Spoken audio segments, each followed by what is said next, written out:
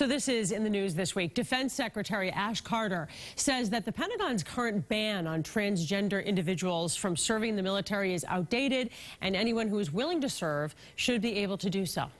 Pentagon is going to begin a 6-month study aimed at lifting that ban. The study is going to review current policies and determine if lifting the ban would have any impact on the military's ability to be ready for battle.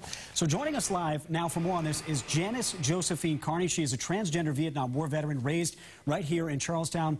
Janice, right now the Pentagon discharges anyone who takes hormones while in the service. What's your reaction to this potential shift from the Pentagon in policy? I'm personally deeply thrilled. It's been a long time coming. That I served 3 years in the Army, 70, 71, and 72 in Vietnam and Germany. And I got an honorable discharge and did my services adequately, if not better than adequately. And there were no problems. And over the years, I've known several veterans and this is you as a young boy here, in fact, struggling with these issues. It's an issue that, as far back as I can remember, I struggled with. So it's starting as a child. And talk about your service in Vietnam, because you were quoted as saying that you had hoped to, quote, die there or come back as a real man. What did you mean by that? Oh, look, it took a lot of therapy, a lot of years dealing with post-traumatic stress disorder to try to understand to enlist in the military, which I did at a high school in 1969, and go to Vietnam. I really was struggling with who I was, my gender, my sexual identity, and I really felt that in a lot of transgender, and I think gay men go through a similar experience, that this the ultimate experience of serving in a war will either man me up or worse, I could get killed, and that would solve the issue too. And you felt that kind of desperate about the transition, that you felt, I'm going to go to Vietnam. If I die, I die. If I come back as a real man. You felt that sense of... That strongly coming out of high school. My last couple of years in high school was such traumatic. I was punched in the face near where I lived. I have a little scar under my lip where somebody punched me. And this is you, Janice, in front of the Vietnam War Memorial after you had made your transition. Yes, that's 2001, a few months after I came back from surgery in Trinidad, Colorado. And I have to ask you, now that Caitlyn Jenner is in the news all the time, a lot of young people are talking about this issue. It's out in the open. Is that difficult for you or easier? That's very, very, very, very complex. And I've been trying to avoid that because a year from now, and how a reality show ends up, to answer that question if it was good or bad. But I'm 65, and at 50, I got a year of sobriety, and I'm doing a 12-step program.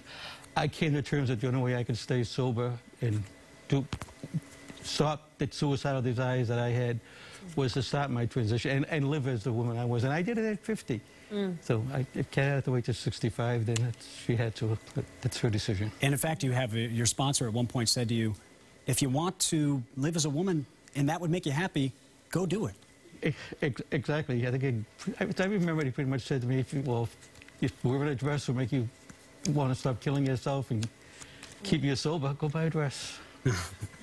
Well, you wrote a memoir, in fact, called One Heart, One Mind. It is about your experience in the Vietnam War. It's about your experience transitioning once you got back. And tell us, you transitioned again in 2001. I wrote another book called Purple Hearts and Silver Stars that deals more with the transition. This is strictly a memoir of my year in Vietnam. Of just the year that you served. I tried to totally... I even wrote it as J.J. Carney. Where I served as John Joseph. What do you say to members of the military who have reservations about what this change will mean for units? I tell them they have nothing to fear. The transgender is a huge umbrella in the military. These people that are gay, that do drag shows that are under the umbrella. There are straight men that do cross-dressing that are under the umbrella. And then you have people that identify as transsexual, that want to transition and want to change their bodies.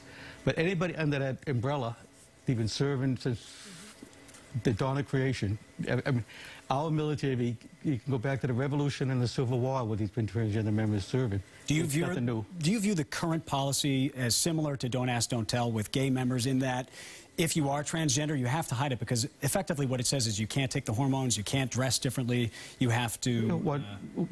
100%. It's worse. It's so much more of who you are than who you're dating or who you're having relationships with. It's the soul and core of your body, who you are. And if you have to hide that and live in fear, you're living as a lesser human being.